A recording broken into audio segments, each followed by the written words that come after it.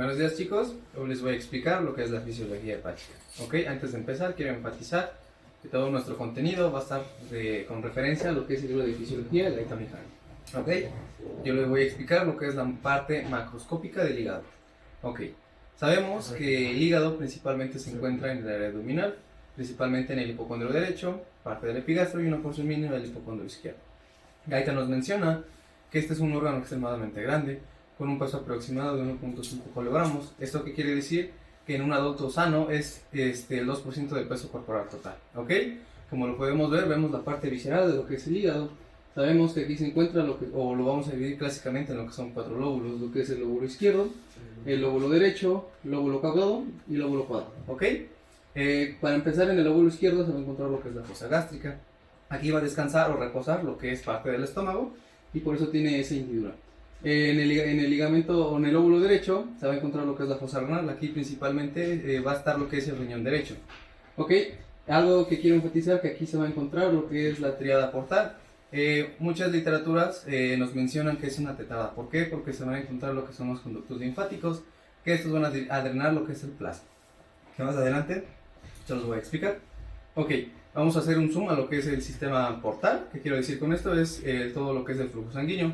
Gaitán nos relaciona que este es un órgano extremadamente con mucho flujo sanguíneo. Su especialidad de es que tiene una doble irrigación. ¿Qué quiere decir con esto? Que le llega sangre venosa y sangre arterial.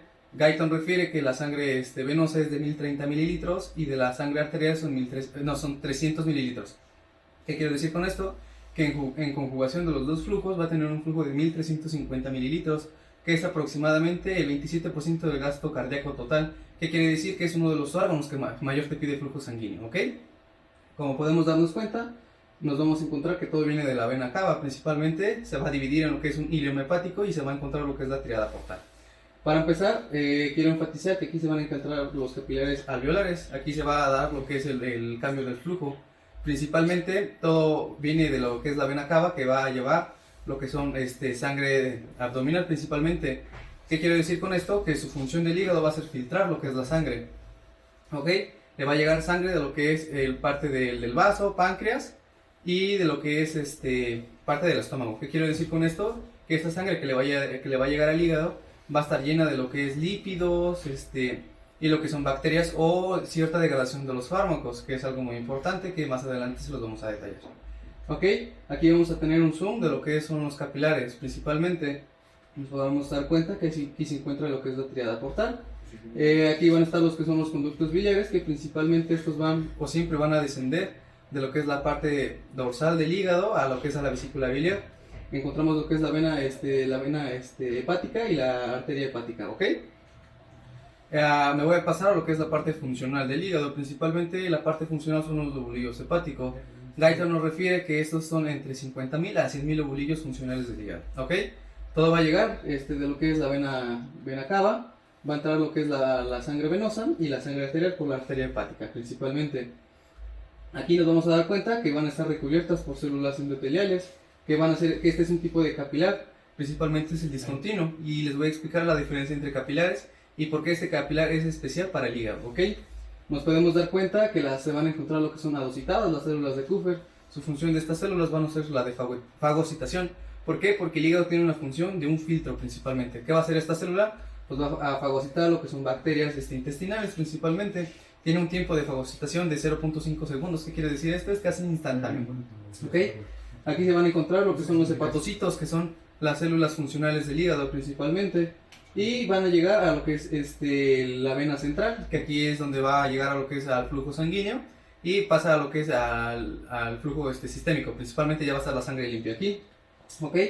Aquí se van a encontrar lo que son células estelares o bien llamadas células de Ito. Principalmente su función de estas células va a ser el almacenamiento de grasas o específicamente en vitaminas liposolubles. ¿Qué quiero decir con esto? Que son las A, lo que son las D, la E y la K. Principalmente la K tiene una función muy importante en lo que es el hígado, que esto más adelante se los van a detallar, ¿ok? Principalmente las células estelares van a tener una función específica, que cuando existe un daño como lo que es la cirrosis, estas se van a encargar de lo que es generar el proceso de cirrosis principalmente, ¿ok? Nos vamos a pasar a lo que es los tipos de capilares. Ok, aquí tengo otra imagen para que ustedes lo puedan visualizar mejor. Aquí se va a encontrar la luz del sinusoide hepático principalmente. Aquí va a estar el espacio de Desnis, que aquí va a ser donde se va a filtrar el plasma y va a llevar a cabo lo que es la creación de bilis principalmente. Ok, quiero enfatizar sobre los tipos de capilares. Principalmente se encuentra lo que es el capilar discontinuo, principalmente este se encuentra en lo que es el músculo esquelético. Como nos podemos dar cuenta, esto tiene lo que es una unión nucleante bastante cerrada. ¿Qué quiere decir esto? Es para una mayor o una correcta disminución de la filtración de plasma, ¿ok? Nos podemos dar cuenta que tiene una lámina basal totalmente continua y lisa, ¿ok? Nos vamos a pasar a lo que es el capilar fenestrado. Principalmente la función del capilar fenestrado se encuentra a nivel del riñón. ¿Qué quiero decir con esto? Que este va a tener fenestraciones que van a filtrar lo que es plasma, ¿ok? Como nos podemos dar cuenta, yo les voy a hablar lo que es el capilar discontinuo, que este es totalmente especializado para el hígado. ¿Por qué? Porque su fenestra principalmente está muy abierta, como se puede ver en la imagen, y este tiene lo que es su lámina basal discontinua, está como rota o rasgada. ¿Y qué función tiene esto? Principalmente es mayor filtración de plasma. ¿Para qué? Para que se pueda pasar por el espacio de Desnis y pueda generarse lo que es la creación de bilis. Aquí un dato importante, principalmente, que cuando un paciente presenta una hipertensión o un daño en la aurícula derecha que eleva la presión de lo que es la vena cava, principalmente se va a llevar lo que es una ascitis. Esta enfermedad principalmente nos podemos dar cuenta que en la zona abdominal se va a encontrar lo que es un linfedema, que es exceso de lo que es plasma. Se va a encontrar lo que es la zona abdominal y como podemos darnos cuenta el paciente va a estar súper hinchado lo que es la parte abdominal. ¿Ok? Aquí está otra imagen de lo que es la enfermedad ascitis. ¿Ok? Quiero enfatizar sobre los livolillos hepáticos que fisiológicamente se dividen en tres zonas. ¿Qué quiero decir con esto, chicos? Que principalmente va a estar dado lo que es un lobolillo clásico, un lobolillo portal y el acino hepático, o bien conocido en los exámenes acino Rappaport. ¿Ok? Aquí les voy a poner otra imagen para que lo puedan apreciar mejor.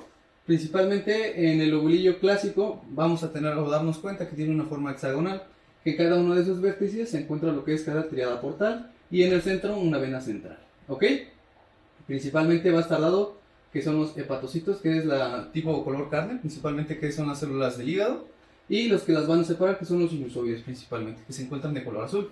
Ok, nos pasamos a lo que es el lobolillo portal. Este tiene una función de lo que es glandular, principalmente es liberar lo que es la bilis, o una porción de excreción bien llamada para liberar la bilis, ¿ok?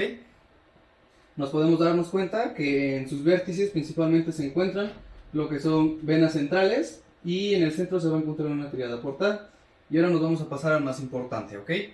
Lo que es el acino hepático. Principalmente este va a estar dado por ejes. Principalmente el eje mayor se va a encontrar de lo que es de una vena central a otra vena central, y el eje menor, que es de una triada portal a otra triada portal. Aquí principalmente se va a dividir en tres zonas, la zona 1 y la zona 3. La zona 1 es la más cercana a lo que es la irrigación, porque aquí va a estar lo que es la triada portal. ¿Ok? Y la zona 3, que es la menos vascularizada, se puede decir, le llega menos flujo sanguíneo. ¿Para qué queremos saber esto, chicos? Porque principalmente aquí se van a llevar a cabo lo que son catabolismo de aminoácidos en la zona 1, gluconeogénesis, degradación de glucógeno, uragénesis. ¿Qué quiero enfatizar con esto? Que cuando un paciente ingiere lo que es un veneno o ciertas toxinas, la zona 1 va a ser la principalmente afectada. ¿Por qué? Porque esta va a ser la primera que le va a llevar el flujo sanguíneo. O en el caso contrario, cuando un paciente presenta lo que es hipotensión, que es baja presión arterial, principalmente la zona 3 va a ser la primera en morir. Y lo que va a perder el paciente va a ser lo que es la síntesis de glutamina, la glucólisis, y aquí se encuentra lo que es la vía del citocromo P450, que esta vía es específica para la degradación de fármacos, que más adelante se la van a detallar. Ok, aquí les presento una laminida histológica de lo que es el lobolillo clásico principalmente. Nos podemos darnos cuenta que en sus vértices se van a encontrar lo que son triadas hepáticas principalmente. Aquí en cada vértice tiene triadas,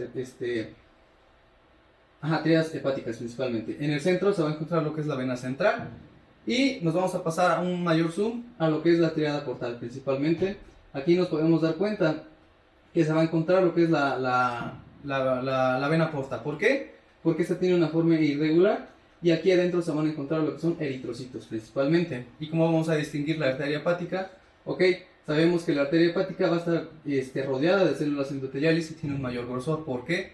porque la diferencia de lo que es una arteria es que tiene musculatura lisa. ¿Qué quiere decir esto? Que tiene un mayor grosor. Nos podemos darnos cuenta que este tiene totalmente forma circular, y al ladito de este se encuentra lo que es el conducto biliar principalmente. Podemos darnos cuenta que va a tener adositadas lo que son células cúbicas que se encuentran aquí. Ok, yo les voy a presentar el tema del metabolismo de los lípidos. Entendamos principalmente que los lípidos son un grupo de moléculas heterogéneas hidrófobas. ¿Qué quiere decir esto? Pues que estas van a ser insolubles en agua. Esto es muy importante, ya que tomando el ejemplo de un hombre adulto de 70 kilogramos, va a tener ya sea del 60 al 70% de su peso corporal va a estar compuesto por agua. Esto es importante, ya que podemos determinar que todos los lípidos que se van a encontrar en el organismo van a estar en compartimentos. Y esta característica es algo muy importante, ya que tenemos un ejemplo de estos, por ejemplo, a los fosfolípidos de la membrana celular, o también vamos a encontrar a las gotas de triglicéridos que se van a encontrar en los adipocitos. Además, también podemos encontrar otro ejemplo como los lípidos que van a estar unidos a proteínas de transporte en el plasma. Tomemos en cuenta que los lípidos son una fuente muy vital de energía y también tienen funciones esenciales importantes. Ejemplos de estos serían como las vitaminas liposolubles, también vamos a encontrar a las coenzimas, a los eucosinoides y también a las hormonas esteroideas. Y recordemos que también en un déficit o un desequilibrio del metabolismo de los lípidos nos pueden ocasionar problemas clínicos tales como la diabetes y obesidad.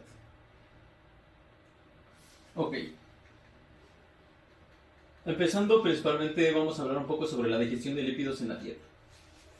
Basándonos en la literatura de bioquímica de Denis Ferrier, nos menciona que aproximadamente el consumo diario de lípidos va a ser aproximadamente de 78 gramos, aunque esto va a variar, ya sea por los estilos de vida de cada persona, ya puede ser si sea un consumo mayor o menor. Nos menciona que aproximadamente igual o mayor de todos estos lípidos va a estar compuestos por triglicéridos, y como sabemos estos van a ser 3 ácidos grasos unidos a un glicerol. Después de esto el resto va a estar compuesto por colesterol estratificado. También vamos a encontrar a ésteres de colesterilo, fosfolípidos y ácidos grasos libres.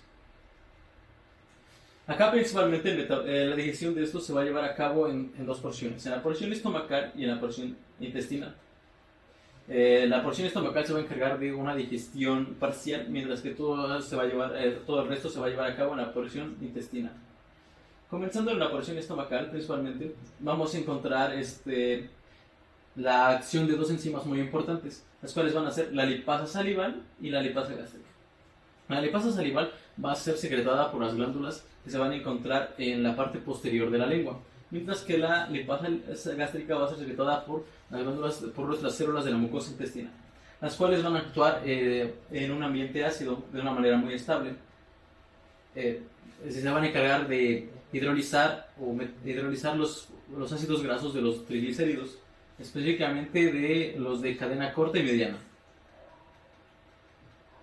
Después de este proceso vamos a pasar a la porción del intestino delgado, justamente en el duodeno, a donde tendremos un evento muy importante, que va a ser la emulsificación de los lípidos. Esto se va a llevar a cabo gracias a dos mecanismos. El primero va a ser a la mezcla mecánica de la peristalsis, y el segundo va a ser por la presencia de las sales biliares. Como sabemos, estas, y como se les comentará un poco más adelante, estas van a ser secretadas por el hígado y se van a almacenar en la vesícula biliar. Y como sabemos, estas van a ser provenientes anfipáticas del colesterol. Aquí vamos a tener la participación muy importante de una regulación hormonal donde tenemos la participación de la colecistoquinina, la cual se va a encargar de contraer la vesícula biliar, lo cual va a estimular a la liberación de estas sales biliares en la porción duodenal. Esto con el fin de crear este mecanismo de emulsificación de los lípidos hidrófobos. Aquí vamos a tener también la participación importante del páncreas, el cual se va a encargar de secretar dos enzimas importantes. La primera es la lipasa pancreática, la cual principalmente se va a encargar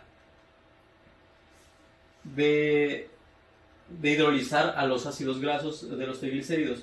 Aquí va a ser de una manera muy específica, ya que va a actuar exactamente en los ácidos grasos del carbono 1 y carbono 3. Mientras tanto, vamos a tener también la participación de la colipasa, la cual se va a encargar principalmente de reanudar la acción enzimática de alguna enzima, aunque tenga de alguna enzima inhibida. También tendremos la participación también en de la secretina, la cual se va a encargar principalmente de la activación de las fosfolipasas, específicamente de la fosfolipasa A2, la cual se va a encargar también en la degradación de los fosfolípidos. Como ya sabemos, la fosfolipasa A2 va a agarrar y va a romper o dividirlos a los fosfolípidos para la liberación del ácido araquidónico y la producción de los eucosinoides. También tendremos la degradación del colesterol. Principalmente vamos a tener la participación del colesterol esterasa, la cual se va a encargar principalmente de degradarlo para dejar libre a colesterol no estratificado y también a ácidos grasos libres. Una vez hecho todo este proceso, vamos a tener nuestros productos digestivos. Vamos a tener ácidos grasos libres de cadena mediana y corta. También vamos a encontrar al 2-monoglicerol, que va a ser el resultado de la degradación de los triglicéridos. También vamos a encontrar al colesterol no estratificado, o también se puede decir como colesterol libre. Y encontraremos a los ácidos grasos libres de cadena larga. Aquí van a tener nuevamente la participación las sales biliares y también las vitaminas liposolubles, las cuales principalmente se van a juntar con el 2-monoglicerol, el colesterol no estratificado y también los ácidos grasos de cadena larga, lo cual nos va a dar como resultado a las micelas. Y estos son muy importantes, ya que recordemos principalmente que esto se da para que pueda facilitar su absorción, ya que, por ejemplo, si llega un triglicérido, una molécula de triglicérido a las células de la mucosa intestinal, que van a ser nuestros enterocitos, debido a su tamaño, estos no lo van a poder absorber. De hecho, ni siquiera lo van a poder captar. Por ende, tienen que hacer este proceso para que nuestros enterocitos puedan facilitar su absorción y puedan absorber los lípidos. Aquí en este proceso vamos a tener una nueva recreación de los triglicéridos, al igual de nuestros ésteres de colesterilo y fosfolípidos. Y todo esto van a trabajar en conjunto para unirse con una apolipoproteína B48. Esto con el fin de crear un kilomicrón. Mientras tanto, los ácidos grasos de cadena corta y mediana se van a absorber directamente en la sangre. Ok. Aquí una vez creado el kilomicrón, va a viajar hacia el sistema linfático y después se va a transportar hacia la sangre. Aquí, una vez, va a toparse con una proteína muy importante, la cual va a ser la lipoproteína lipasa, la cual se va a encargar de degradar al kilomicrón justamente en los capilares del tejido muscular y el tejido adiposo, derivando los ácidos grasos y glicerol, de los cuales se percibirán en la mayoría de los tejidos y en el hígado. Ok, pasando por la síntesis de los del triglicerol, principalmente entendamos que esto va a ocurrir en respuesta principalmente a la ingestión en exceso de muchas calorías, específicamente carbohidratos y proteínas, lo cual nos va a provocar una liberación de insulina, lo cual nos va a conducir a una activación de la proteína fosfatasa, lo cual nos va a implicar que todo esto se va a desarrollar en el citosol hepático. Aquí tendremos nuestro acetilcoenzima A, el cual va a ser carboxilado por medio de la acetilcoenzima A carboxilasa, la cual nos va a dar como resultado el malonilcoenzima A, que va a ser catalizado por el NAT-fosfato, que lo vamos a tener por vía de las pentosas fosfato, y nos va a dar de resultado la C16 acilcoenzima grasa, la cual se va a alargar o desaturar en el retículo endoplasmático. Y con la ayuda del glicerol 3-fosfato vamos a tener al triacilglicerol, el cual en conjunto con la proteína y fosfolípidos y colesterol vamos a tener a una lipoproteína de muy baja densidad, una VLDL, la cual va a ingresar al torrente sanguíneo y después la encontraremos en el tejido adiposo del músculo, como triglicerol. Ok, y ahora para el proceso de su degradación de los triglicéridos, principalmente, esto va a ser por una dieta deficiente en calorías, lo cual nos va a conducir a una liberación de catecolaminas. Y también esto nos va a llevar a una activación de la proteína sinasa. Esto principalmente, ahora vamos a empezar desde el tejido adiposo, a donde nuestros triglicéridos van a ser catalizados por la lipasa sensible a hormonas. Aquí vamos a dar como resultado al glicerol y ácidos grasos, los cuales van a llegar al torrente sanguíneo, y principalmente aquí vamos a pasar a la mayoría de los tejidos, a donde los ácidos grasos va a pasar al acilcoenzima A grasa, el cual va a pasar por el proceso de la beta oxidación. Donde entendemos que la beta oxidación va a tomar lugar en la matriz mitocondrial. Esto aquí hay que entender que principalmente los ácidos grasos de cadena largas no van a poder entrar, van a tener que tener un tipo de transporte. Y aquí también tenemos la participación del NAT y el FAT reducido, y también la participación del melonilcoenzima A, que este es muy importante, ya que este puede inhibir esta vía. Pasando de aquí vamos a tener al acetilcoenzima A, y de aquí se da al ciclo de Krebs. Pasando por otro lado, en la vía hepática vamos a tener los ácidos grasos, el cual va a transformarse a acilcoenzima A grasa, el cual va a pasar por el mismo proceso de la beta oxidación y tendremos el resultado del acetilcoenzima A. Para ello después se va a reducir y vamos a tener el acetato alfa hidroxibutirato, que va a ser un cuerpo cetónico. Va a pasar al torrente sanguíneo y de aquí pasará hacia volverse a convertir al acetilcoenzima A y pasar al ciclo de Krebs. Ok, aquí pasando principalmente vamos a hablar de los fosfolípidos y vamos a ver que se clasifican en dos. Van a ser el glicerol fosfolípido y el esfingomielina. El glicerol fosfolípido consiste en un esqueleto de glicerol que va a estar unido a un alcohol, tales como sería la serina, el etanolamina, la colina, el inositosol y el glicerol. También va a estar unido a un fosfato y a dos ácidos grasos. Mientras que la esfingomielina va a consistir en un esqueleto de esfingosina unido a un alcohol, que puede ser la colina, a un fosfato y un ácido graso. Y para su degradación esto va a consistir principalmente en la degradación del glicerofosfolípidos y también en la degradación de la esfingomielina. La degradación de los glicerofosfolípidos principalmente va a ser catalizada por una fosfolipasa que va a producir glicerol, ácidos grasos, fosfato y alcoholes. Mientras tanto, la degradación de la esfingomielina va a ser catalizada por esfingomielinasas, cuya deficiencia va a llevar a la enfermedad de Niemann-Pick. Va a ser dos tipos, el tipo A y el tipo B, que se va a caracterizar por la acumulación de esfingomielina en el hígado y el vaso, y también una neurodegeneración, que esta va a ser del tipo A. Ok, y en la estructura de los glucoesfingolípidos vamos a ver que se clasifican como glucoesfingolípidos neutros y ácidos. Los neutros constan de una creamida, que va a ser una esfingosina unida a un ácido graso, y también va a estar unida a uno o más residuos de azúcar. Mientras tanto, los ácidos van a constar de una creamida, una esfingosina, que va a estar unido a un ácido graso y unida a uno o más residuos de azúcar.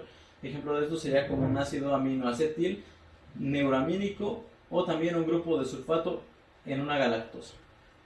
Y en su degradación de los glucoesfingolípidos, vamos a entender que principalmente los glucoesfingolípidos van a derivar a la esfingosina en azúcares y colina y van a tener deficiencias enzimáticas hereditarias, las cuales van a conducir principalmente como a la enfermedad de Tay-Sachs, enfermedad de Gaucher, la leucodistrofia metacromática, enfermedad de Krabbe, la ganglioacidosis, enfermedad de Sandoff, enfermedad de Fabry y enfermedad de Farber. Ok, para empezar, aquí vamos a hablar un poco sobre la síntesis de los leucocinoides y como ya les había platicado, los fosfolipasas va a liberar, va a romper a los fosfolípidos de la membrana celular, lo cual nos va a dar como resultado a la liberación del ácido araquidónico, el cual va a ser precursor de los eucocinoides. Eucocinoides viene el nombre porque van a ser ácidos grasos insaturados de 20 carbonos. Como resultado tendremos, por ejemplo, a los leucotrienos, a las prostaglandinas y a los tromboxanos. En los leucotrienos, por ejemplo, tenemos a las 5-lipoxigenasa, que nos va a derivar al ácido 5-hidroxiperoxiecosa tetraionoicos. A las prostaglandinas vamos a tener, por ejemplo, a la prostaglandina E1, E2, a la H2, a la PG2. Y aquí vamos a destacar, o me gustaría destacar principalmente a la E2. ¿Por qué? Porque principalmente va a ser muy vital o importante en ciertas patologías, tales como en la patología de la inflamación o de la fiebre. Ok, aquí en la síntesis del colesterol principalmente vamos a empezar de nuestro 3-acetilcoenzima A, el cual va a pasar a un HMG coenzima A, el cual se va a catalizar principalmente por la HMG coenzima A reductasa, la cual se cataliza y va a pasar a un paso limitante de velocidad y también va a ser un blanco de fármacos para la terapia de la hipercolesterolemia. También vamos a tener el ácido mevalolónico, el cual va a derivar, vamos a tener de 5 carbonos, el cual ocurre en todos los tejidos, particularmente en el hígado, a de 10 carbonos, que ocurre principalmente en el citosol, a de 15 carbonos que se utiliza en el ATP, a de 30 carbonos que se utiliza en el NAD-fosfato, y al colesterol de 20 carbonos, que se va a utilizar en el acetato como única fuente de átomos de carbono. Y los mecanismos reguladores principales. Vamos a tener, por ejemplo, que un aumento de colesterol intracelular nos conduce a una disminución de la SRBP2 y conduce pues, a una disminución de transcripción de genes, y esto nos va a llevar a una disminución de una cantidad enzimática, lo cual nos va a inhibir esta vía. Por otra parte, una disminución del colesterol intracelular nos conduce a un aumento de la actividad de la SRBP2 y nos conduce a la transcripción de genes. Y también nos conduce pues, a una mayor cantidad enzimática, lo cual va a estimular esta vía. Ok, y pasando con las lipoproteínas, principalmente vamos a ver que nuestro hígado y nuestro intestino nos van a generar a la HDL. ¿Cuál es la HDL? Principalmente son las lipoproteínas de alta densidad, que van a estar compuestas principalmente por menor nivel de triglicéridos y alto nivel de colesterol, y funcionan principalmente para enviar este colesterol desde los tejidos periféricos del hígado para su eliminación. Por otra parte, vamos a tener al hígado, el cual va a generar a las VLDL, que son las proteínas de muy baja densidad, que van a estar principalmente compuestas por un alto nivel de triglicéridos y un bajo nivel de colesterol, y funcionan para enviar los triglicéridos endógenos a los tejidos periféricos. Después aquí tendremos principalmente que las VLDL nos van a generar a las LDL, que van a ser las lipoproteínas de baja densidad, las cuales van a estar compuestas por un nivel bajo de triglicéridos y un nivel más alto de colesterol, que van a funcionar para enviar el colesterol a los tejidos periféricos y de regreso al hígado. Y por otra parte vamos a hacer que el intestino va a generar a los kilomicrones, que van a estar compuestos principalmente por triglicéridos más altos y también un colesterol más bajo, y funcionan principalmente para pues enviar los triglicéridos exógenos exactamente, o dados por la dieta, a los tejidos periféricos. Y bueno, ahora les voy a hablar sobre la captación y almacenamiento de vitaminas liposolubles. Principalmente vamos a entender que las vitaminas son compuestos orgánicos no relacionados. Principalmente se van a clasificar en dos partes: hidrosolubles y liposolubles. Y en esta ocasión les vengo a hablar específicamente de los liposolubles. Como sabemos, estos van a estar conformados por 4 vitaminas, la cual va a ser la vitamina A, la vitamina D, la vitamina K y la vitamina E. Ok. Principalmente estas se van a liberar, absorber y almacenar en el tejido hepático y adiposo. Estas no van a ser fáciles de eliminar. Y pues empezando principalmente vamos a comenzar con la vitamina A, la cual principalmente pues deriva del ácido de las grasas animales. Viene perteneciendo a la familia de los retinoles, la cual van a ser una familia de moléculas altamente relacionadas, las cuales van a ser esenciales principalmente para la visión, en el crecimiento, en la reproducción y en el mantenimiento del tejido epitelial. Ok, principalmente aquí vamos a entender, van a tener estructuras. Vamos a tener al retinol, el cual va a ser un alcohol primario con un anillo beta-alonona y con una cadena larga insaturada. Por otra parte vamos a tener al retinal, el cual va a ser un aldehído, que va a ser resultado por la hidrólisis de retinol. Y por otra parte vamos a tener al ácido retinoico, el cual va a resultar el resultado de una hidrólisis del retinal. Algo que cabe recalcar es que pues tanto como el retinol y el retinal pueden intercambiarse. O sea, de un retinol puedes volver a tener un retinal y de un retinal puedes volver a tener un retinol, pero en el ácido retinoico no puede intercambiarse. Ok, y comenzando principalmente, una vez que se haya ingresado el alimento, van a entrar los ésteres de retinol, los cuales se van a oxidar, y vamos a tener como resultado un retinol y ácidos grasos.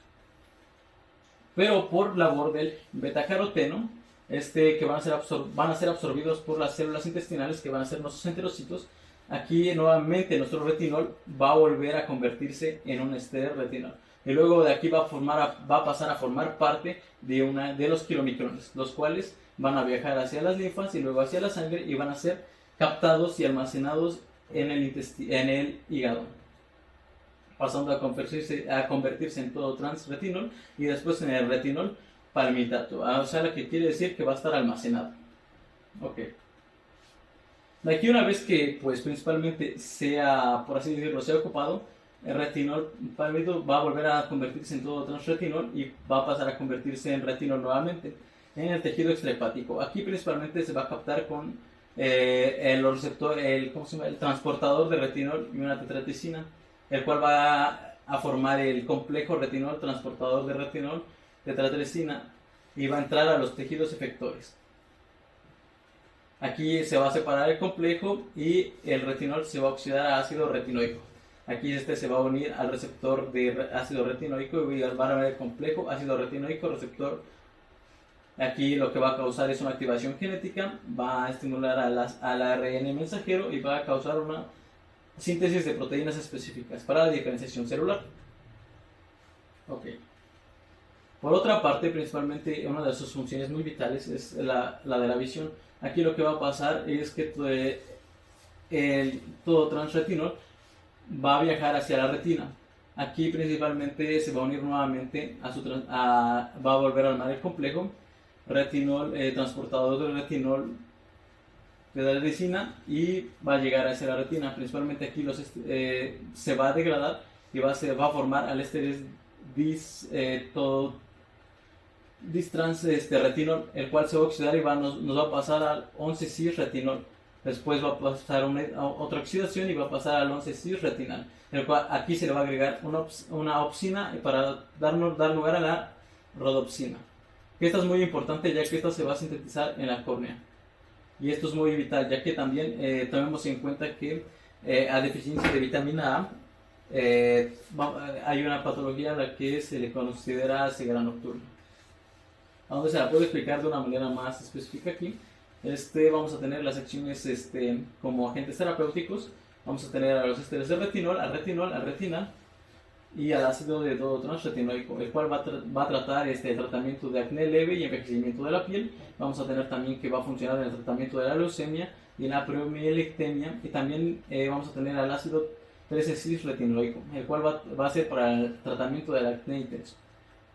Y también vamos a tener sus funciones para el mantenimiento de la producción, mantenimiento visual, la proporción del crecimiento y la diferenciación del mantenimiento del tejido epitelial. Ok, ahora pasando con la vitamina D, vamos a entender que principalmente esta va a venir de dos fuentes, ya que vamos a encontrar a la ergocalciferol, que va a ser principalmente dado por las plantas, y también vamos a encontrar al colecalciferol, el que va a ser dado por las grasas animales. Estos dos los vamos a poder encontrar por parte de la dieta. Mientras tanto vamos a tener que también vamos a poder recibir esta vitamina por la síntesis en la piel, y esto va a ser captado principalmente por la luz ultravioleta, la cual va a ser captada por nuestra dermis y epidermis por medio de la 7-dihidrocolesterol, que va a pasar a convertirse a la colecalciferol. Estas van a ser transportadas directamente al hígado, en la porción por la dieta va a ser llevado por los kilomicrones. Mientras tanto, por la presión de la dermis, esto va a ser llevado por una proteína transportadora específica de colecalciferol.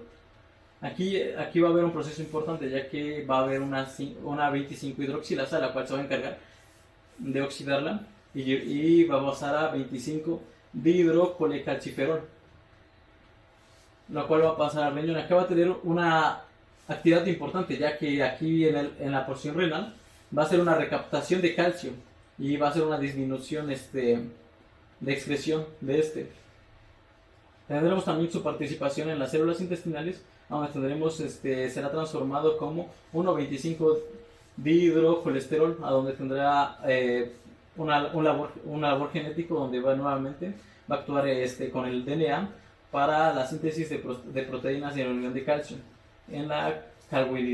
con la síntesis de la calpinidina.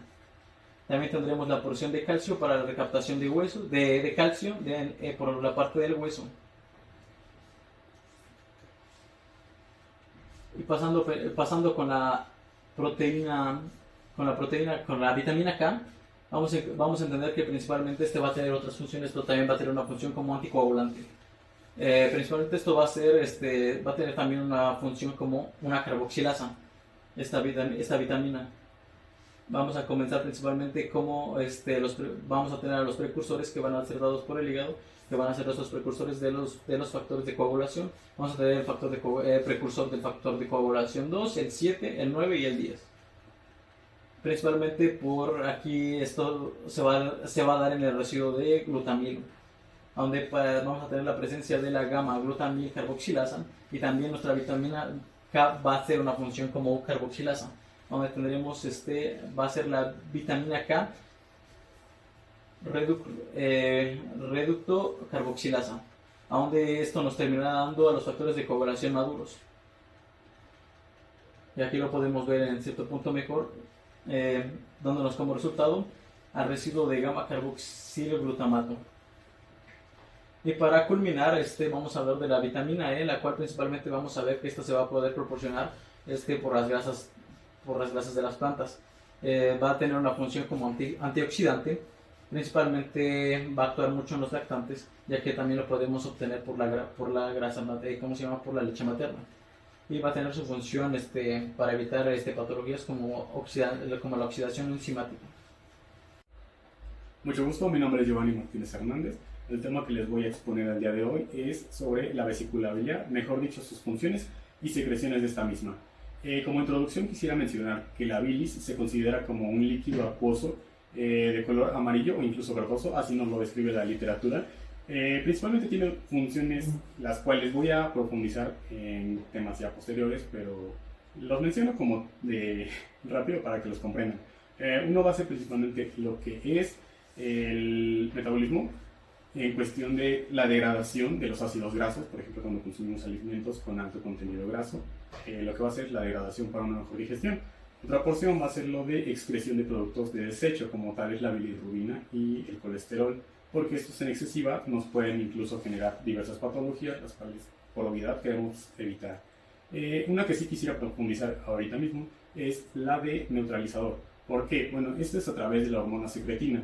Principalmente lo que hace la secretina es que reacciona ante un quimo menor a 4.5, en lo que genera que este reaccione, y lo que hace es neutralizar ese quimoácido para que pues, puedan surgir los procesos normales. Si no se origina esta neutralización, pues todo sería un desastre, porque lo que hace es que a través de este estímulo se activa, y también lo que genera a través de esto es que va a generar la estimulación de lo que es H2O, o mejor dicho, moléculas de agua y bicarbonato, generando así un líquido de bicarbonato acuoso, no como tal es la definición, pero puede tomarse así, en el cual pues tiene diversas funciones, a lo que voy, que reacciona ante un quimo de 4.5 a través de donde, bueno, en porciones de lo que va a ser el duodeno y el yeyuno.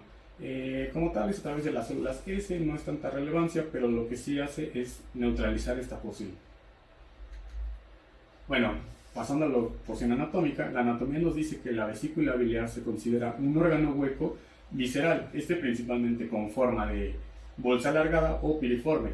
En sus dimensiones nos dice que su diámetro mayor mide de 7 a 10 centímetros, pero en casos extremos hasta 12 centímetros, mientras que su diámetro menor nos llega a medir solo 5 centímetros.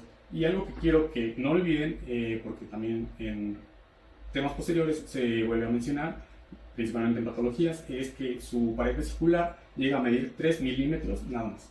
Ahora, su ubicación. Bueno, la vesícula biliar se ubica en la cara inferior del hígado, principalmente en el lóbulo derecho, por debajo de la fisura interlobar. Esta principalmente es su punto de unión, y también pues digamos que otra porción anatómica que quiero mencionar es sobre las vías biliares. De hecho, Guyton, incluso otros textos nos mencionan que son dos tipos: la intrahepática, la cual en resumen nos van a generar lo que son el conducto hepático izquierdo y el conducto hepático derecho. La que tiene mayor relevancia es la extrahepática. Aquí nos menciona que la unión del conducto hepático izquierdo y el derecho van a generar ahora el conducto hepático común. Aquí se va a unir al cístico, y de aquí van a generar el colédoco. El colédoco se va a unir a lo que va a ser al conducto pancreático, o mejor conocido también como de Wilson. De aquí va a generar otra unión a lo que va a ser a la papila del duodeno, y de ahí hacia sus porciones intestinales. Bueno, en la porción del almacenamiento de la bilis, como tal, primero quisiera recalcar que muchas personas tienen un dato erróneo sobre que la bilis se produce en la vesícula biliar, lo cual obviamente está mal. De hecho, la bilis se produce a través del hígado, principalmente por las células llamadas hepatocitos. Estas células lo que van a hacer es originarlo a través de diversos procesos que posterior a este voy a explicar. Como tal, el hígado llega a producir de 600 a 1000 mililitros de bilis por día. Esto no quiero que lo olviden por día, porque ahorita voy a mencionar otro ejemplo para que no se confundan. Como ya lo mencioné, las funciones de absorción y digestión de las grasas, o mejor dicho, de ácidos grasos, y el medio de excreción de productos de desecho, incluso, por ejemplo, también pueden abarcar otros que tal vez puede ser lectina y otras porciones. Bueno, ahora sí, en su almacenamiento y su capacidad máxima. Como tal nos llegan a mencionar que en su capacidad máxima la vesícula biliar puede contener alrededor de 450 mililitros, lo cual no es lo ideal, pero se nos menciona que lo máximo que puede llegar a contener. Esto, 450, equivale a la producción del hígado cada 12 horas, o sea, por 12 horas se van a originar 450 mililitros. Esto es a lo que me refería con que no se confundieran a 600, a 1000 por día, a solo 450 cada 12 horas. Nos mencionan que como tal, lo ideal va a ser alrededor de 30 a 60 mililitros. O sea, en su capacidad máxima puede contener mucho, pero realmente no se llega a dar eso, o en casos muy poco comunes. Pero lo ideal siempre va a ser de 30 a 60, o sea, entre menos se pueda expandir, va a ser mucho más fácil y mucho mejor para sus funciones. Bueno, ¿de qué se compone la bilis o cómo se sintetiza principalmente? La bilis, y algo que quisiera mencionar desde ahorita porque es muy importante y lo va a hacer en cuestión de todo este tema, es sobre el colesterol y porción de la bilirrubina posterior a esto.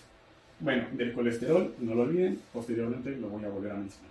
Es uno de los componentes, el colesterol, lo que van a ser también moléculas de agua, la lectina, también fosfolípidos, lo que va a ser incluso bilirrubina y también lo que van a ser electrolitos. En electrolitos quiero tomar mayor porción en lo que van a ser los iones, como tal el sodio, el potasio, el fluoruro, el bicarbonato, entre otros.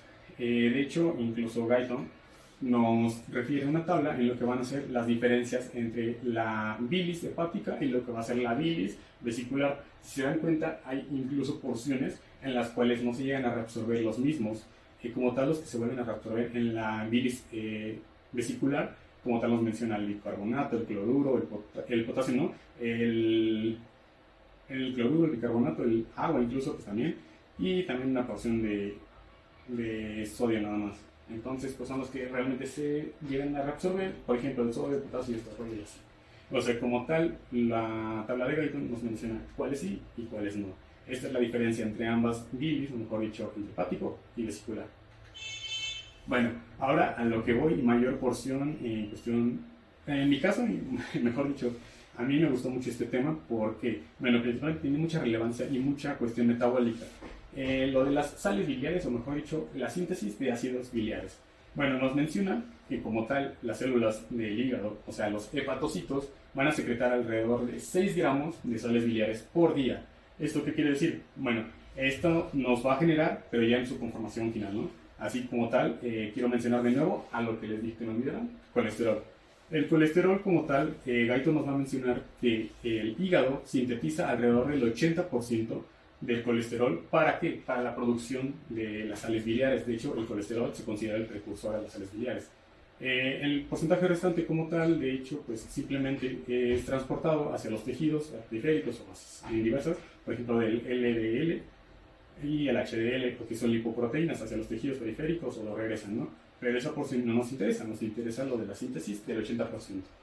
Bueno, aquí nos va a mencionar que el colesterol se va a sufrir un cambio a través de una enzima que lo va a transformar y va a dividir. Es un proceso el cual quiero que presten atención, a través de una enzima también llamada 7-alfa hidroxilasa o también conocida como 7-alfa hidroxicolesterol. Esto lo que hace es generarnos dos nuevos tipos de ácidos, que van a ser el ácido cólico, incluso Guyton nos toma mayor relevancia en esto, que nos vuelve a mencionar que el 80% es relevante hacia lo que va a ser el ácido cólico, y el ácido fenodexocólico. Estos dos se van a conjuntar a través de dos tipos de aminoácidos, los cuales son en mayor porción la glicina y en menor porción la taurina. Estos dos aminoácidos lo que van a hacer es reestructurarlo y van a generar los ácidos biliares conjuntados. De hecho aquí esto quiero que le tomen igual interés así como yo lo tomé o mayor relevancia. ¿Por qué? Porque esto nos va a evitar que se generen cálculos biliares. De hecho, el que sean ácidos conjugados, o sea, conjugados por lisina o tauroconjugados por taurina, nos va a generar que estos como tal no tengan una mejor unión a lo que va a ser al calcio y como tal no sean, digamos que, tan perceptibles ante lo que puede prevenir cálculos biliares. Entonces, esto nos evita, así de simple, que el calcio nos pueda generar cálculos biliares. Bueno, ahora lo que van a ser las funciones de las sales biliares en el tubo digestivo, quisiera mencionar dos procesos, aquí los que mencioné desde mi introducción a lo que es la bilis.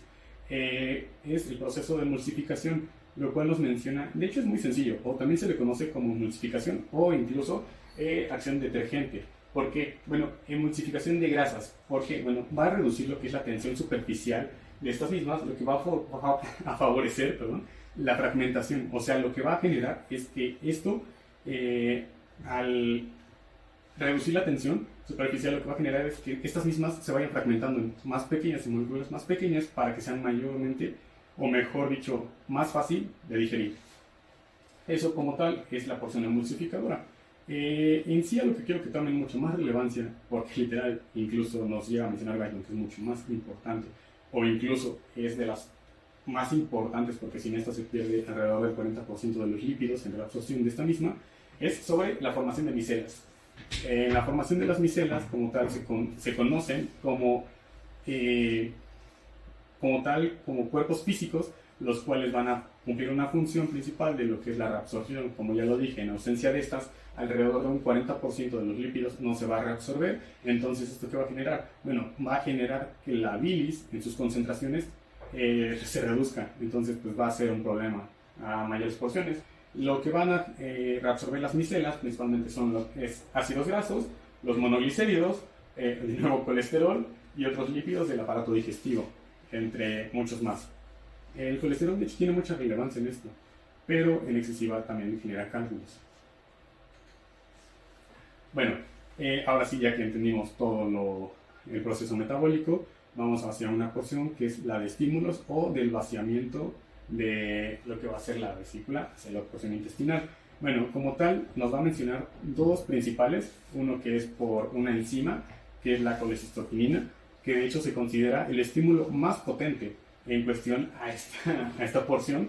¿Por qué? Bueno, principalmente lo que hace es que, pongámoslo en un ejemplo sencillo, cuando consumes alimentos con alto contenido graso, tu estómago va a tardar alrededor de 30 minutos hasta llegar al duodeno. Entonces, esto le da el tiempo a la colecistoquinina de reaccionar y producir los estímulos. ¿Qué es lo que va a hacer? Bueno, lo que va a hacer es permitir el vaciamiento de la vesícula hacia lo que va a ser la porción intestinal. Y también lo que, en mi parecer, es más importante es sobre lo que es la relajación del esfínter de Oddi. Bueno, ¿a qué me refiero con esto?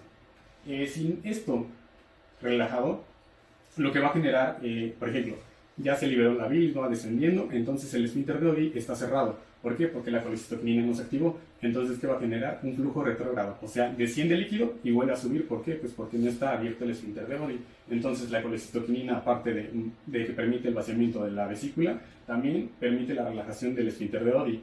Ahora, otro estímulo que no es tan relevante, bueno, sí, pero a comparación de la colecistoquinina no es igual, es por neurotransmisores. Por ejemplo, entra la porción de la acetilcolina. ¿A través de quién? Del sistema parasimpático. ¿Esto por qué? Bueno, lo que origina la acetilcolina es la relajación de este proceso, y para que sea mucho más sencillo, o sea, lo único que hace es la contracción a través de que se relaje y pueda permitir el flujo. Son solo dos estímulos muy sencillos, uno más potente que otro, pero a fin de cuentas los dos se complementan. Y ya pasando a la porción de las reabsorciones, de hecho nos menciona que esta porción, el 94% de la bilis que desciende, o mejor dicho, que va a activarse o descender a la porción intestinal, alrededor del 94% de esta misma se reabsorbe. ¿En dónde? En las porciones del ileum distal.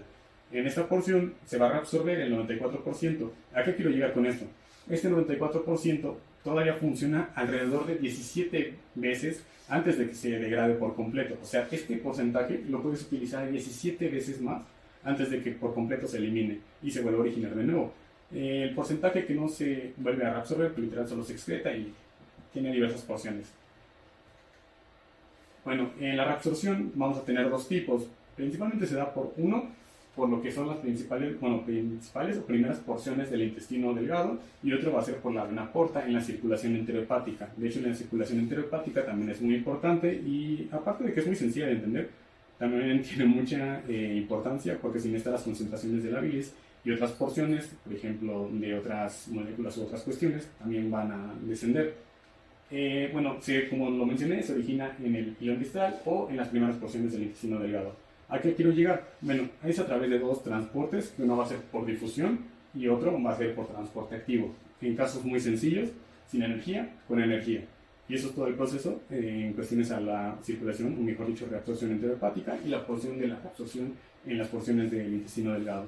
Entonces, no es muy complejo, pero en sus procesos lo que genera es que haya una concentración óptima para que esta bilis pueda cumplir sus funciones ideales.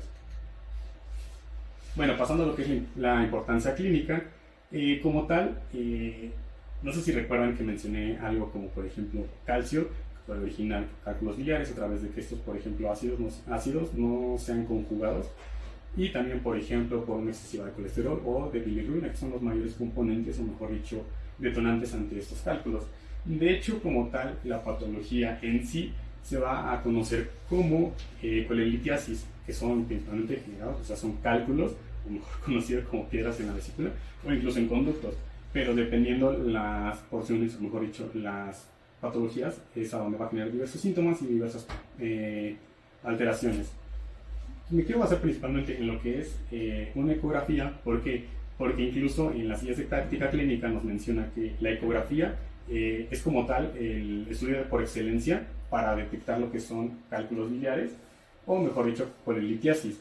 ¿Por qué? Bueno, en esta porción es donde quiero que volvamos a reiterar lo que es la medida en sí, o la dimensión de la pared vesicular, que es alrededor de 3 milímetros. Bueno, en una colelitiasis, la guía de práctica nos menciona que en la ecografía se va a poder detectar, o mejor dicho, visualizar alrededor de cierto porcentaje, mayor al 95%, y también que sea mayor a 4 milímetros. Porque, bueno, en ciertas porciones, cuando es menor a 4 milímetros, o sea, de 3 milímetros, estos pueden pasar un poco desapercibidos, no tal como así, pero sí hay cierta cuestión entre que se puedan ver óptimos. De hecho, algo que también quisiera reiterar es que, los cálculos biliares, o mejor dicho, la colelitiasis, también es algo móvil. Por ejemplo, los cálculos van a moverse dependiendo de la posición del paciente. Si, por ejemplo, el paciente se encuentra sentado o así, en diversas posiciones, también los cálculos también van a generar ese movimiento, lo que va a generar algo que se conoce como cólicos abdominales, lo cual genera un dolor muy alto. Entonces, aquí ya es donde te quiero pasar a lo que es otra patología, que de hecho es un detonante de estos, es lo que es la colelitiasis. De hecho, así se observa en la ecografía. De hecho, es la pared de la vesícula. En otras porciones podría mencionarlo más a profundidad, pero donde quiero llegar es a la colelitiasis, a la colecistitis, la cual, pues como tal, es, digamos que son dos detonantes previos, lo cual uno es la colelitiasis y otro va a ser una patología más externa, pero que estas dos en conjunto lo que va a generar es que ya sea alrededor del 92% de probabilidad de que ya sea colecistitis. Entonces, ¿qué es esto? Bueno, si se pueden observar, aquí hay dos flechas que menciona como tal en la ecografía. Nos va a mencionar que en la colecistitis, para detectarlos, por ejemplo, en la cuestión de una ecografía, te menciona que es alrededor de 3 milímetros el cálculo. Entonces, lo que va a generar es que es una colecistitis de vesícula distendida. A lo que voy, entonces la vesícula como tal no se encuentra incluso en su porción anatómica normal, o mejor dicho, en porciones normales, porque está afectando, o sea, esa patología incluso está afectando esa porción. Con la pared engrosada, que es la flecha roja, si se dan cuenta, aquí se ve un engrosamiento en la porción de la ecografía. Las flechas incluso nos van a dar una mayor facilidad para entender esto. Y, por ejemplo, otra que es la flecha amarilla, que nos da para el líquido perivesicular. ¿Esto a qué se refiere? Bueno, con todo el líquido que se está almacenando en porciones externas a esta misma. Entonces, digamos que se está originando el líquido y aparte se están engrosando las paredes. Entonces pueden haber incluso otras porciones que se pueden agravar y generar más daño a esto mismo. pues incluso también se puede generar la flecha roja, que dice que es el barro y la litiasis en su interior. De hecho, el barro vesicular también es otra patología de las más comunes, junto con los carcinomas vesiculares y ese tipo de patologías. Son muy comunes, sí, pero quería principalmente basarme en estas dos porque, como lo dije, la colelitiasis son cálculos biliares, se originan por diversas cuestiones, causan dolor o cólicos abdominales. De hecho, aquí en la colecistitis va a ser mucho más intenso ese dolor y generar otros síntomas, los cuales van a ser incluso insoportables.